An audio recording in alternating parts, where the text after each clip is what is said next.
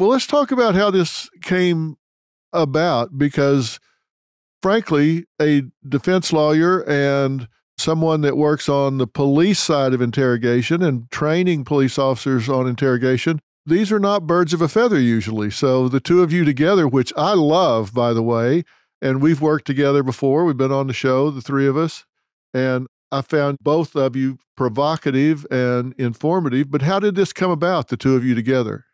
Well, I'll let Dave tell the story, but it's just been one of the most incredible partnerships. And you're right; it's not every day that a defense attorney comes along and becomes a close colleague of somebody who's dedicated to training law enforcement. So I like to think of our evolution here as a way to build bridges and come together around some really important issues: wrongful convictions.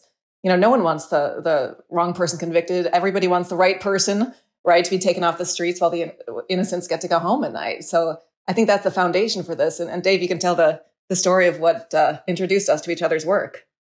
Yeah, and I think there's probably no better time to talk about this. I mean, we're in such a divisive society right now, whether it's politics, criminal justice, or any kind of reform. And, the simple way to put this, and you mentioned Brendan Dassey's name earlier, like most people, I sat and watched Making a Murderer and binge watched it over a weekend several years ago. And I saw the interrogations of Brendan Dassey, and I have the wonderful opportunity to work for an organization that has a platform of teaching law enforcement. And so when I saw what happened there, I kind of recognized that if we don't say anything, that's just as good as us blessing and recognizing that technique was permissible and it's a reliable confession.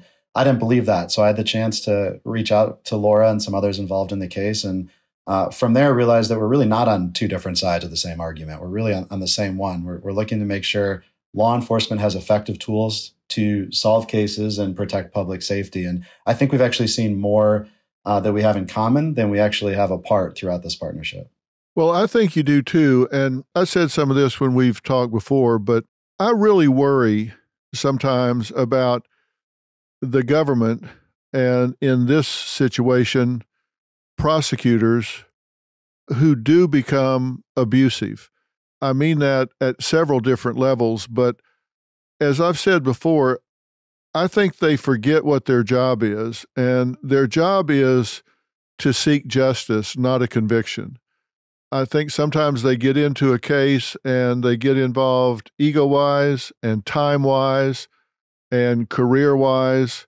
They get bought in and they go after a conviction as opposed to a just conviction.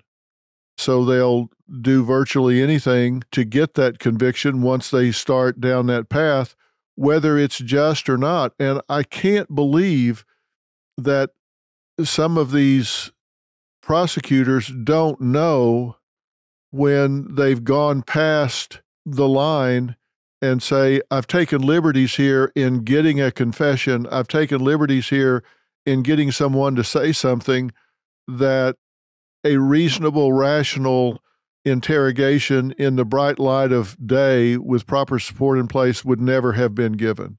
Is that a fair statement, or am I being too critical? I think you're spot on. I mean, I think that, tunnel vision is a real thing that sets in, Dr. Phil, when you are in, the position of prosecuting somebody, of telling a story about what it is they did. I think it can be real easy for that tunnel vision to set in, and make no mistake, right? I mean, all of us are vulnerable to that. All of us get wedded to our own narratives. There's no question about that. And that's why I think this partnership that Dave and I have forged has been so incredibly valuable, because we can serve as checks on each other. We can bounce ideas off each other. Am I getting too much, in my own place of tunnel vision here, right? So those are the conversations we have all the time that are so useful as we think about moving forward. Right. And you mentioned, Dr. Phil, the prosecutor perspective here. And I think it's important to see how that trickles down to the detective, right? I like what you said, their goal is to seek justice, not a conviction. And when we look at the interview or the interrogation, the goal should be, how do I obtain actionable intelligence versus a confession?